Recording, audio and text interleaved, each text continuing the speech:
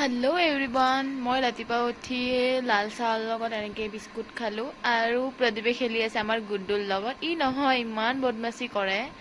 তাৰপিছত দিনটো এনেই গ'ল শুই মেলি বহি। তাৰপিছত মই গধূলি ৰেডি হৈ ল'লোঁ, অলপমান এনেই ওলাই যাম আৰু।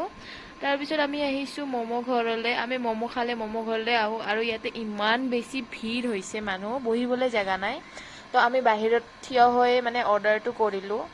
তাৰপিছত ইয়াতে মোক চেঞ্জ দিছে, চাওক না ইমান ধুনীয়া লাগে নহয় এই কইনছবোৰ মোৰ।